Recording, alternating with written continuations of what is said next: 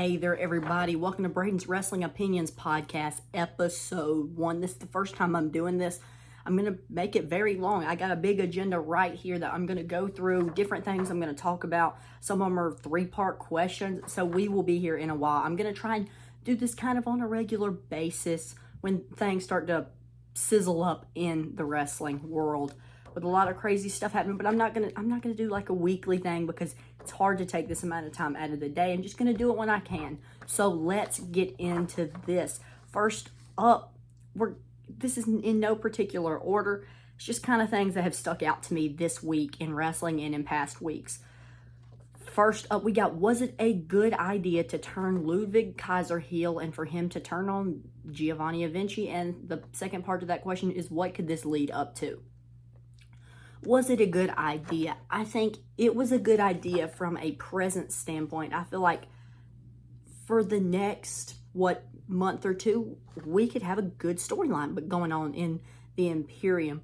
But from a long-term, point, I don't think it was a good idea because Giovanni Vinci and Ludwig Kaiser, they could be one of the best tag teams in wrestling right now if they let them shine. I have no idea why they were never tag team champions. They're well deserving of it, and this just kind of crushed that team. Could they end up getting back together?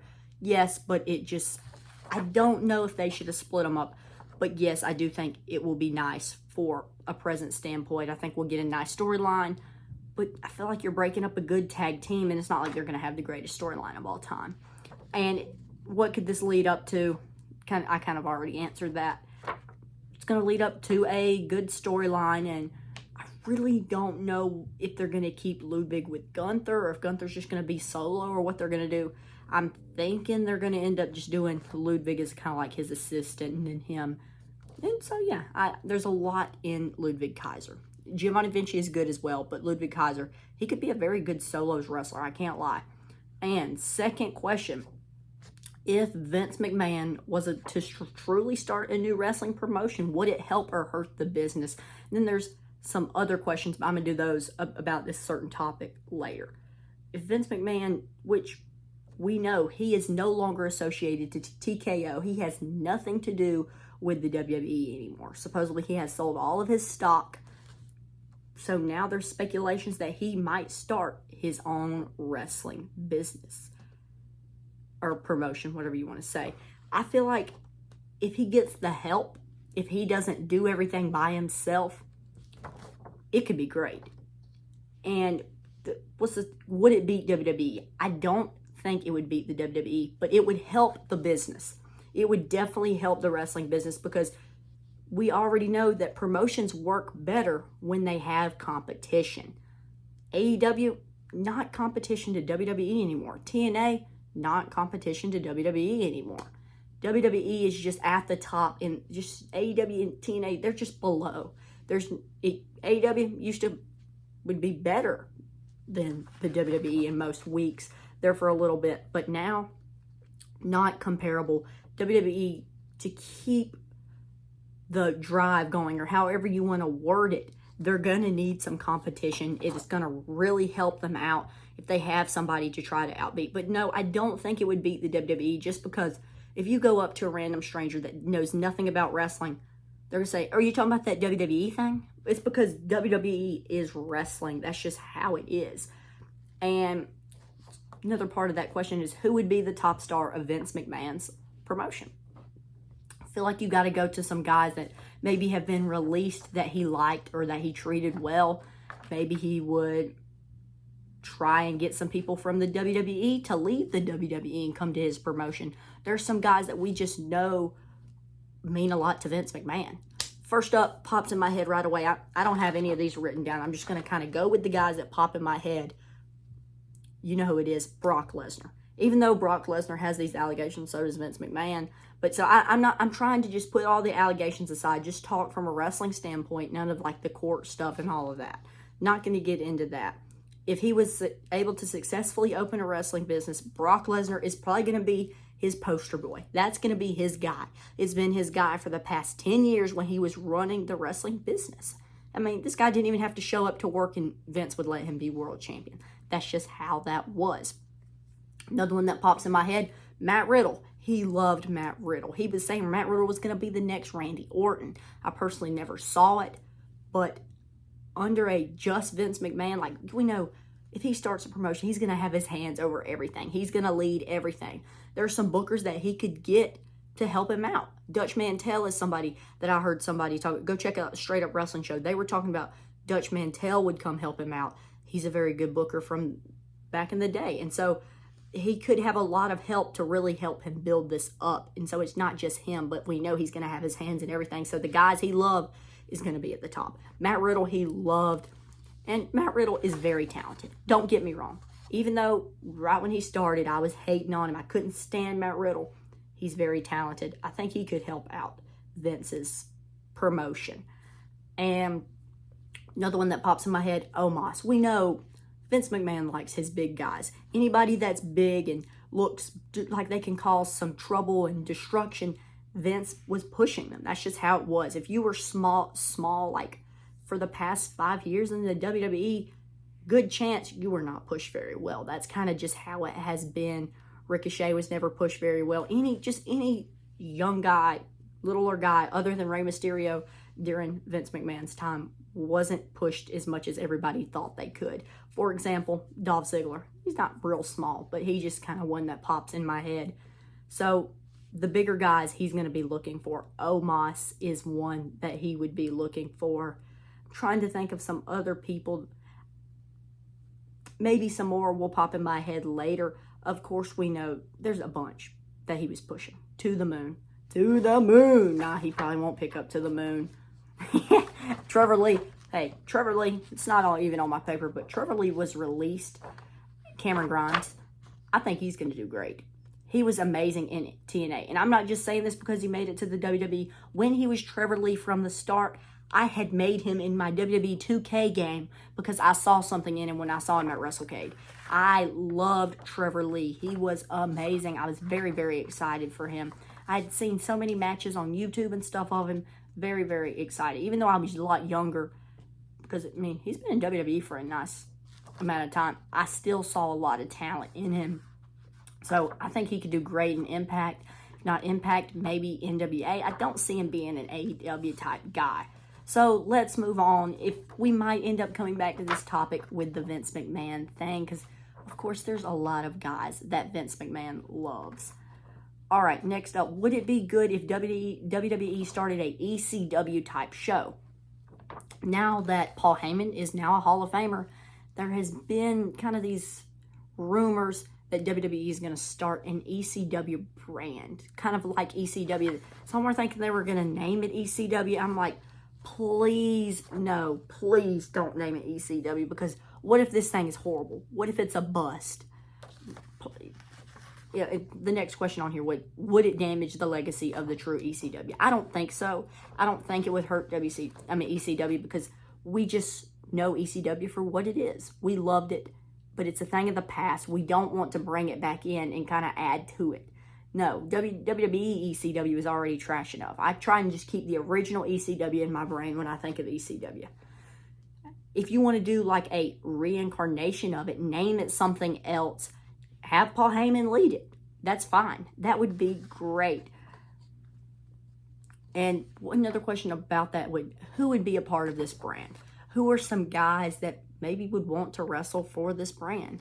So, of course, we would want Paul Heyman to be the leader. I think it could be a great show, honestly. You get a bunch of extreme guys in here. Some of them it would be hard to get, though, because if you really want to make it extreme and hardcore as ECW was, you're going to have to go into AEW. You're going to have to go reach into the indies and get these kind of guys.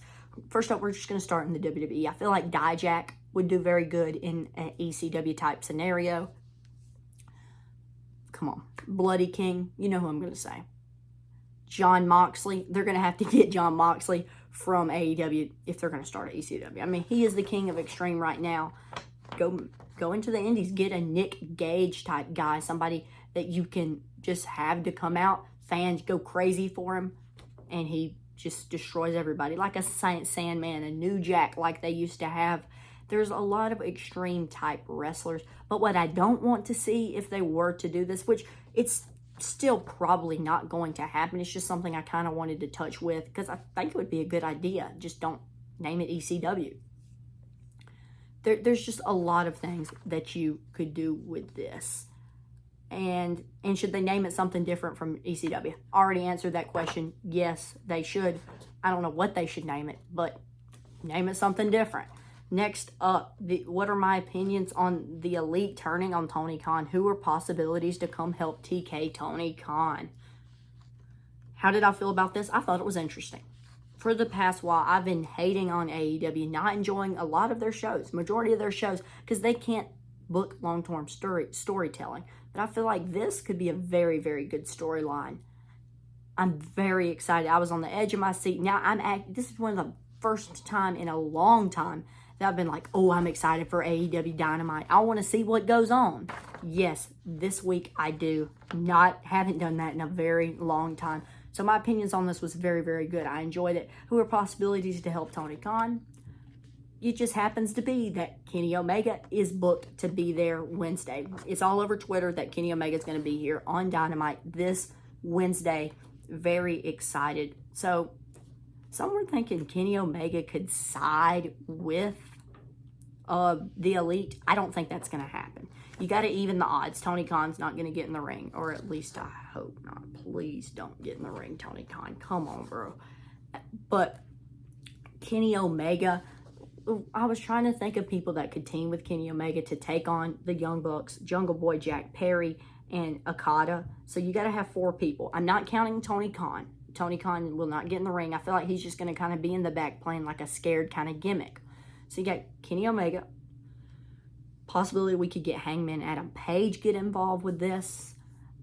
But you could also do Kenny Omega and I don't remember what they call themselves. Jay White and the Guns and the Gun Club. I think that could be a nice little pair on because that could be a 4v4. You have the 2 tag teams and the Guns, the 2 Austin and Colton, and then you got the Young Bucks, and you got Jack Perry and Okada, and then you got Kenny and Hangman. I think that's pretty well evened out. There are a lot of stars in there to really make it a big time kind of storyline. That they could make it if booked correctly. I'm trying not to get my hopes too high up because I don't want to be very disappointed in this because Tony Khan has done this before, set up a great storyline and not capitalized on it. But yeah, there's a lot of possibilities that could come help Tony Khan. I would like to see Hangman get involved. So we'll just have to wait it out and see. But Jay White, I don't know. All right, next up, as we know, the WWE draft has come on. We have seen Carmelo Hayes and Braun Breaker get called up.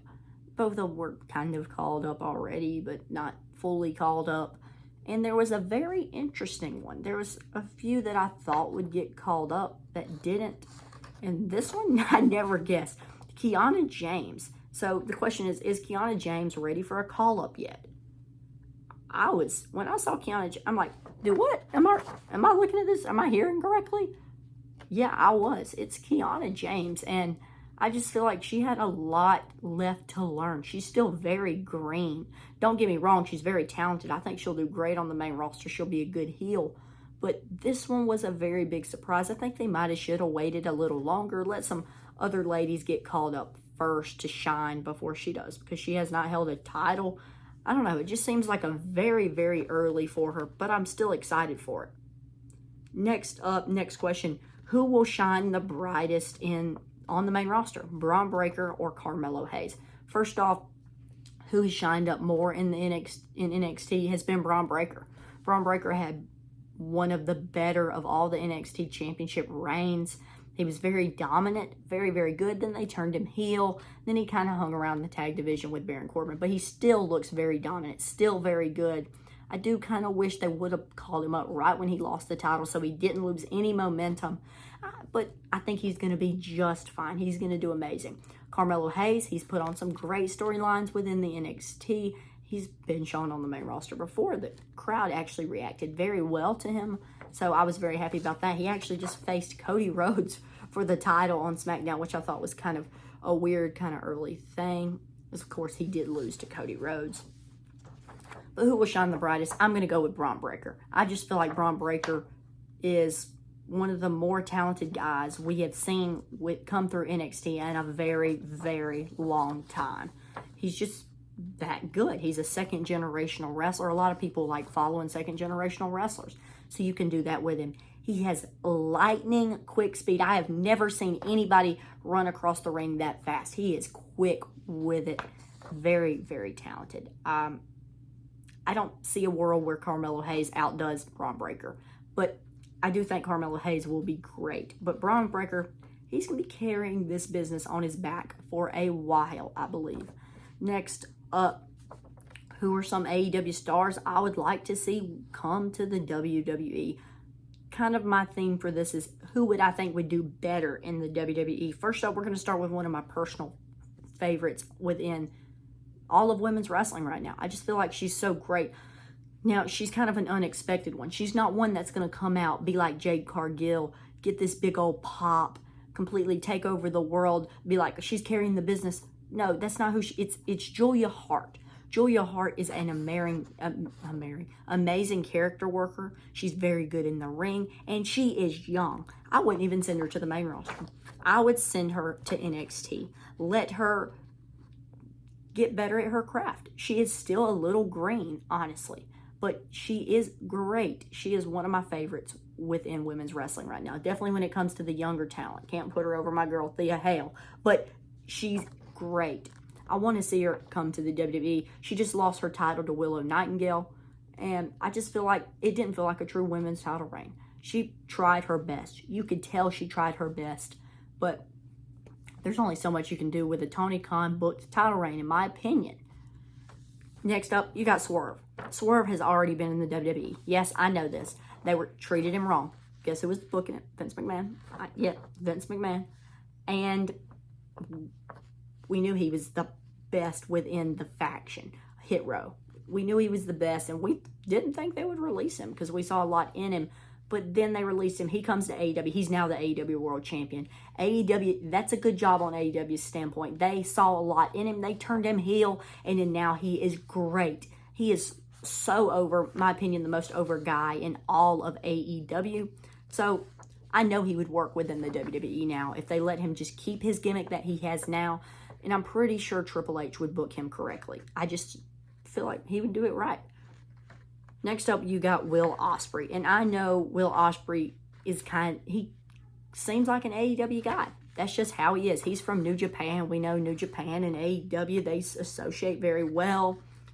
But whenever he was a free agent and then he showed up in AEW, I would have so much rather have seen him show up within the WWE. Same with Okada, but really for Will Ospreay, just a very, very good talent. I want to see him have some dream matches within the WWE with guys like Seth Rollins, even though he's getting older, can't put on the classics like he used to, but he can still put on a match of the year contended.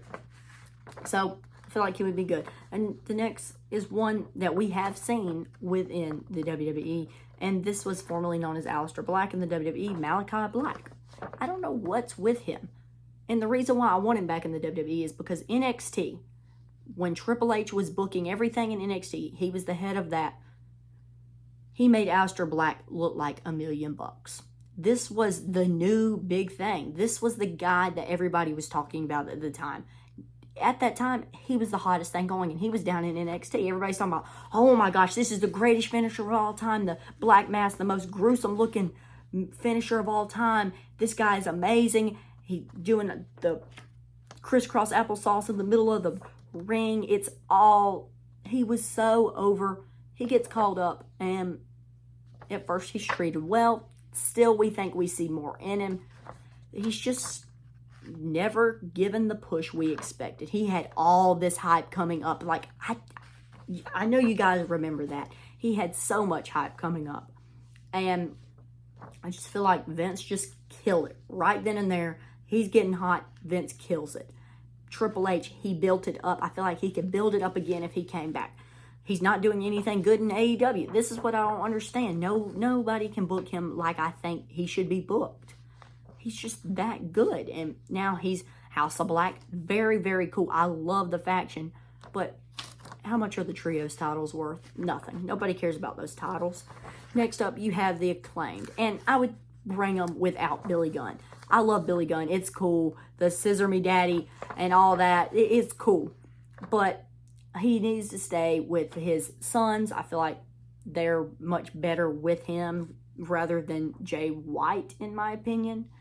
But I just think stay with them. Billy Gunn, I mean, we really don't need to see him on like a WWE main roster run. I just don't think he would work within the WWE right now. So the Acclaimed, it would be great. We need to see a rap battle between the Acclaimed and R-Truth.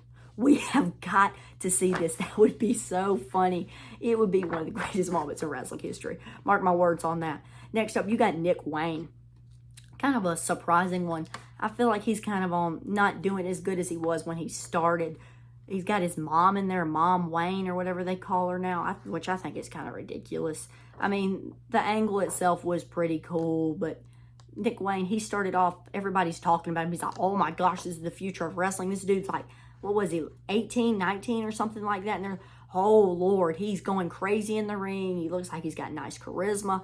I was talking about him. I'm pretty sure I made an entire video on my channel about him, or at least a short, talking about how he's the future. And I really saw it in him, but now he's just not, but he still has it in him. It's just, I feel like he's being held back by Tony Khan booking. Next up, this, agree with me or not, he's talented, Sammy Guevara. I am still a huge fan of him, even though sometimes he can be controversial and people would talk bad about him. He's overrated and all that stuff. I love Sammy Guevara. He's very good. When AEW first opened, he was their young star. I feel like I saw the most in him rather than anybody else in the company. He did a very good job in the start, and then he just kind of fell down from there, started being pushed aside. They started picking up guys like just different people from the WWE, just started outshining him, but I still saw this in him, and I think the WWE could as well. Next up, another one that, of course, has been in the WWE, is bigger in the WWE, in my opinion, than even in New Japan, Mercedes Moné, known as Sasha Banks, in the WWE. We have to see her back. It's just not working in AEW. It's not working at all. She's the biggest name there, and she just doesn't work there. It just, I don't know. It doesn't look right, her being within AEW. It's just not, I don't know how to really say it. It's not working. It seems like they're taking away her name value just by her being on TV and just doing irrelevant things. And I'm the CEO. Okay, we know you want to say you're the boss, but that's WWE. I know. Just please bring her back to the WWE. I feel like Triple H would really help her get her moment. Next up is one I really love. Been a fan of hers for a long time. Before she was in AEW, back when she was on NWA Power. This is Thunder Rosa. She is very, very good. I know she has these kind of backstage problems where she's got into it with people. Supposedly she has aggression or whatever, but she's very talented. One way or another, she's very, very talented. Every time I've met her, she's one of the nicest people you could meet. That's just how she seems. But, I mean, I've never been in the ring with her. So, but, I mean, she's great. I feel like she could do very good in the WWE. Next up, we're going to move on. We got two kind of topics left. What are my opinions on the new Liv Morgan as mommy kind of thing? People are thinking she's going to take Rhea Ripley's place. She's going to beat Becky Lynch, be the new women's champion, and she's going to take Dominic away, and then maybe Rhea will come back, and they'll have a nice little feud. Now, Liv Morgan herself, I've never been this Liv Morgan fan. Just never have been on the Liv Morgan train. I know she has this huge fan base on Twitter and everything. All these people love her, but she's just not that good in my opinion. And I feel like Liv Morgan's one of those people, you either dislike her or you love her. There's no, not really, well, I guess I am kind of in between, but I don't know. There's no like, I like her. There's, I love her and she's all right. That's kind of how it is. I'm on the she's all right. But I feel like if she was able to pull off this nice feud, maybe I would like her even more, because this would be a big time feud for her. anything with Rhea Ripley is going to be a kind of a big time kind of thing, because that's just how she is. Rhea Ripley is the best women's wrestler on the planet right now. There you go. She the most popular, definitely. She can go in the ring. She's really just the total package now. She's kind of the person that's going to take the spot of the 4 horsewomen as they get older. Charlotte Flair getting older, Becky Lynch getting older. They're all slowing down. So you got to have these people. So you got kind of Bianca Belair, Jade Cargill, Rhea Ripley. I think Rhea Ripley's going to be on top of all of those that are taking that spot. But yeah, Liv Morgan, I think this would be a very, very good feud. I'm excited for it. I'm excited to see what they do. People were thinking she's going to lead the Judgment Day. Now, I don't know how that would work. I don't think she has the star power at all to be able to lead a faction like the Judgment Day.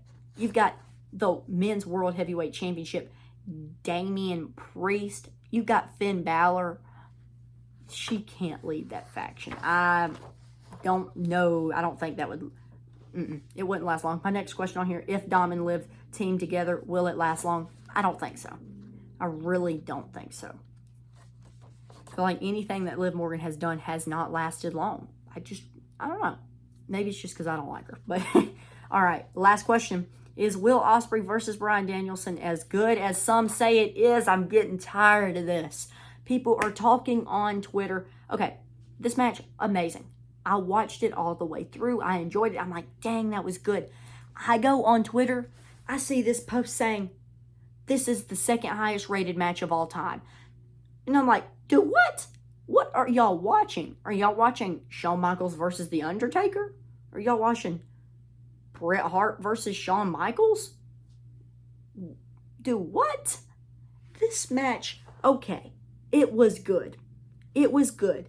It holds its own. It's the best AEW match we've seen in a while, ever since we got Kenny Omega versus Will Ospreay. That match is better than that match. I don't care. That match is better. I love Bryan Danielson. I liked him more as Daniel Bryan. He held long storylines. He had the fans buying when he was Daniel Bryan. He still does, but he was just better as Daniel Bryan. But, oh my Lord, these people love to talk about his matches. I feel like every match he has, they're like, oh, that's match of the year. Oh, that might be a top 5 match of all time. I'm like, dude, what? You've actually got to be kidding me. I get it. He's a good technical wrestler, but if you're talking, you got to know what all time means. You've got guys like Bret Hart that have put on some amazing technical matches. You've got Shawn Michaels. You've got Kurt Angle. There's a lot of guys that were better than him at technical wrestling. Just because we get a modern day technical match does not mean that. Will Ospreay, he can put on a great match. I'm not saying the match is bad. Don't think I'm saying that. But it's not the second greatest match of all time. I was seeing that everywhere. I don't even know what they were putting as first. But no, I could name so many matches better than that. And at first, I love this match. But after I keep seeing all these posts, it's making me hate this match. I don't know why. But when I hear stupidity talk like this, it just makes me dislike the match. But yeah, I'm going to get off this topic because that, oh my gosh, that just made me so, people, oh Lord. If you are one of those people that think that, why? Why? What was so special about this match that is better than Bret Hart versus Shawn Michaels, Kenny Omega versus Will Ospreay, Cody Rhodes versus Roman Reigns, Damian Priest versus Bad Bunny, Undertaker versus Shawn Michaels, Razor Ramon versus Shawn Michaels in a ladder match. And if you're talking about all time, you got to go way back. You got to go back to WCW. You got to go back to ECW. The TLC match with the Dudley Boys, the Hardy Boys, Edge and Christian. Amazing match. That was not better than that. They're all my...